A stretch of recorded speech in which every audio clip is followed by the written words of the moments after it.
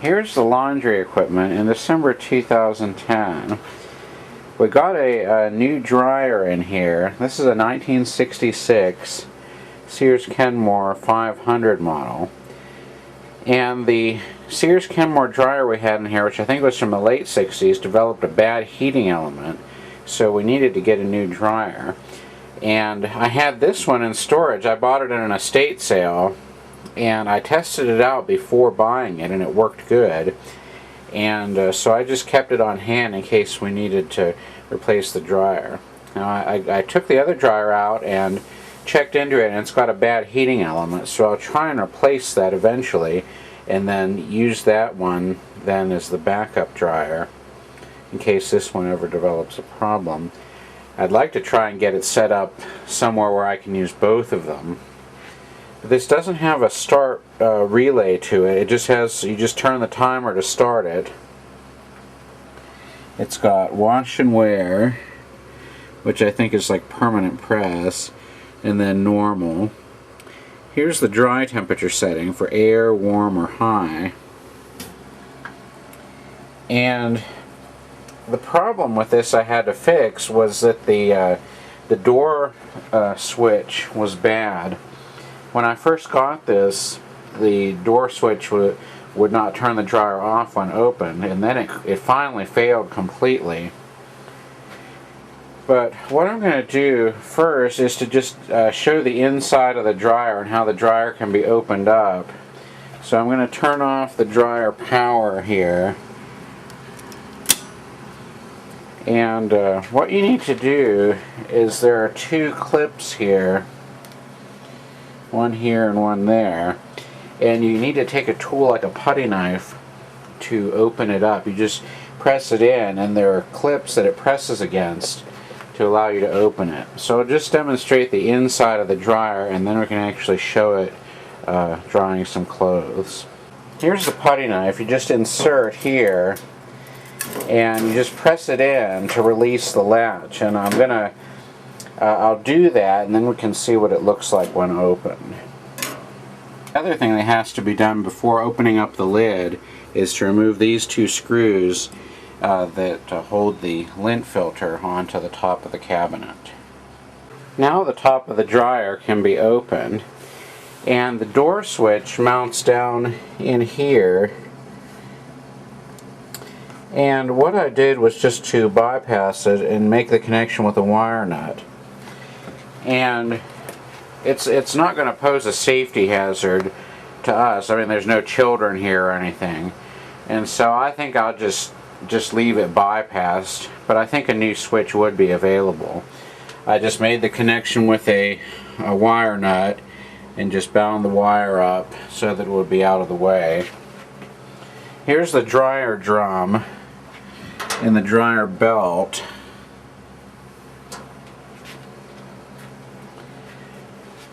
And here are those clips. When you press the putty knife in, it just presses up against this.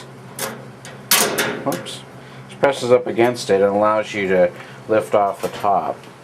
So now I'll put the dryer back together and demonstrate the performance.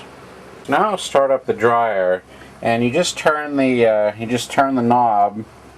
Oh, gotta get some power back onto it here. Okay. Now we've got some power, and we can observe the dryer heating element now. Turn the light out here. You should see the heating element beginning to heat up here.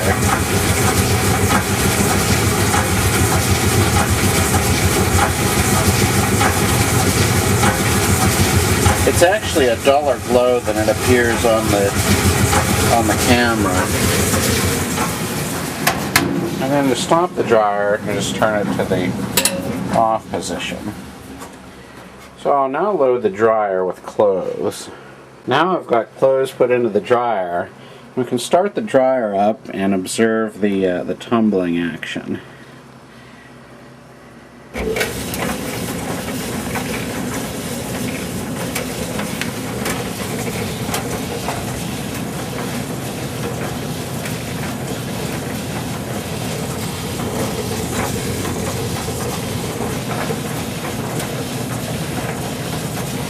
Here's the maker's ID plate.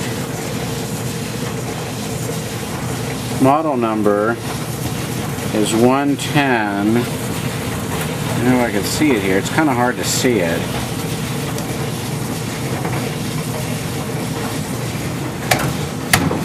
But I found out it was a 1966 when I opened up this top panel because I was trying to figure out why the dryer wasn't running. And I found it was that door switch, but I found a date in here of 1966. So there's the 1966 Sears Kenmore dryer. Another thing I did recently was to install FloodSafe stainless steel hoses on the washing machine water lines. And they have some disadvantages. The way it works is it's got a restrictor in the machine end, and then here is an automatic shutoff valve which cuts off the water if the flow goes above 2.5 gallons a minute. One problem I noticed was I had to cut back on the incoming water pressure, or there would be a pressure surge that would trip the shutoff devices. And the cold valve is down there.